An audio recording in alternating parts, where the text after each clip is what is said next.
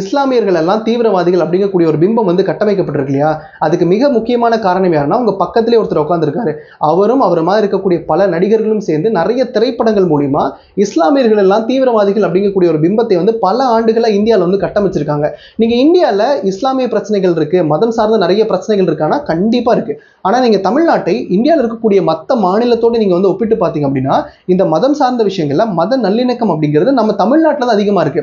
நீங்க வட மாநிலத்துல மாட்டுக்கறி சாப்பிடுற ஒருத்தவனை வந்து அடிச்சு கொன்றுவோம் அப்படிங்கக்கூடிய ஒரு நிலைமை இருக்கிற இடத்துல, நம்ம தமிழ்நாட்டில் இந்துக்கள் ஏதாவது ஒரு பண்டிகை, ஏதாவது ஒரு கோயில்களில் ஒரு திருவிழாக்கள் நடக்குது அப்படின்னா, அது பக்கத்திலேயே மாட்டுக்கறி கடையும் ரொம்ப சாதாரணமா நடக்கும். எந்த ஒரு பிரச்சனையும் இருக்காது. தமிழ்நாட்டில் இருக்கக்கூடிய மக்கள் மத்தியில இந்த மதம் நல்லிணக்கம் அப்படிங்கிறது ரொம்ப பெரிய அளவில் இருக்கு. நீ இஸ்லாமியர், நீ வந்து கிறிஸ்தவர் அப்படிங்கக்கூடிய அந்த வேற்றுமை இல்லாம எல்லாரும் அண்ணன் தம்பியா தான் வந்து பழகிட்டு இருக்காங்க. இன்னைக்கு இவர் சொல்லக்கூடிய குற்றச்சாட்டு அப்படிங்கிறது முழுக்க முழுக்க தவறான ஒண்ணு.